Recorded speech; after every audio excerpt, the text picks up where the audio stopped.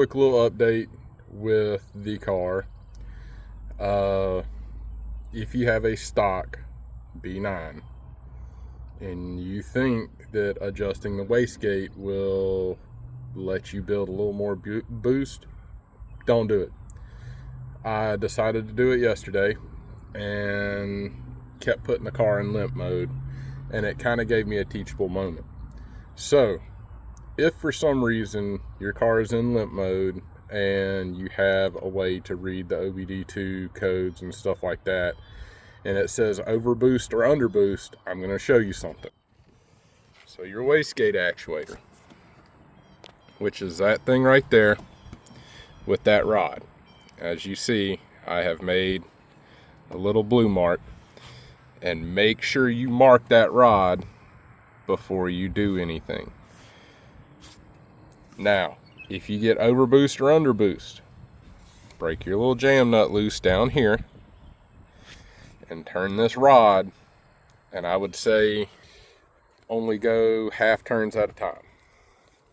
Make sure your car's shut off when you're doing it. Give it about a half turn, take it for a test drive, give it some gas, let it try and build boost.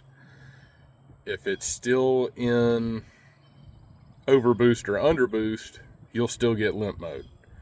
At that point, get somewhere safe, shut it down, continue to adjust. Now, in order, if you're underboost, you're going to want to make that rod shorter. So you're going to want to make it to where it tightens up and brings this in. If you're an overboost, you're going to want to make it longer. So you're going to want to make this come that way. So counterclockwise. It's a very easy, very simple fix. Make sure you're doing it with the right tools so you don't strip your stuff out and destroy it. And if you're doing it after driving, shit's gonna be hot. Like really hot, like melting gloves hot. So either wear some leather gloves that's not gonna melt, it will still burn you, or you're gonna have to wait until it completely cools off. Either way, once you get it to the appropriate range, you will get rid of that error message. And I'm gonna hop in the car real quick and show y'all, because I had it half a dozen times yesterday. So give me a second, let me start this thing up. Alright, so you will get errors up here. You'll get check engine light, you'll get this. Mine was amber or orange or yellow, whatever you want to call it, when I went into the limp mode. And you'll notice there's reduced power. You'll still be able to drive, no problem. It's just the severely reduced power, like severely. Hopefully you were on a smaller road, not on something like an interstate or an autobahn for anybody over in Europe. But it'll clear itself up. So as you can see, that is my only error right now. So let's see if I close the door, if it'll, yeah, there we go. Okay, so no more errors. So 2019 Audi A5 Sportback, pretty much any B9. Talked to a couple of people and they said the same thing, that will clear it up, and it'll clear itself up.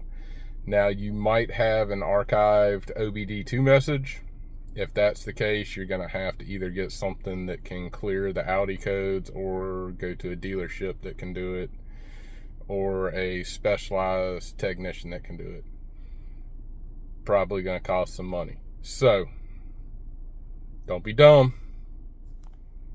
I was dumb. Luckily I didn't hurt the vehicle in any way, but there's not a lot of information for the B9 4 cylinders out there. Like, just DIY information. So I'm gonna try and do a lot of this. So until next time, hopefully in the future I'm getting a well, my first set of mods. I want to do the blow off valve, turbo muffler delete, and the cold air intake, an actual one, not my little DIY one.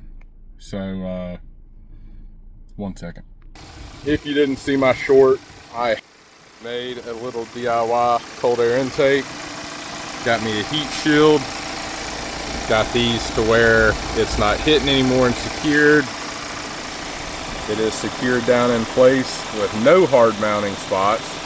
It is literally just a clamp on either side that I've made this out of aluminum. That is bolted to it. It goes underneath here. There is no modification needed to the air box or any stock mounting points whatsoever. So super easy.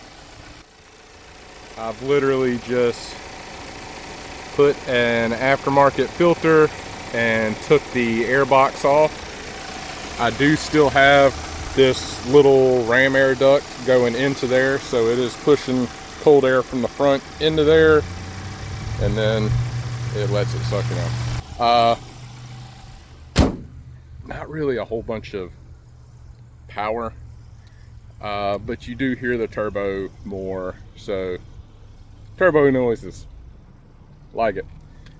But yeah, so those are going to be my first ones. After that, I'm wanting to do the charge pipes, and then eventually a full exhaust and stage 1 tune. And then other than that, I might do some sort of exterior mods, but I'm not gonna try and go crazy on this car. So hopefully I can keep documenting it.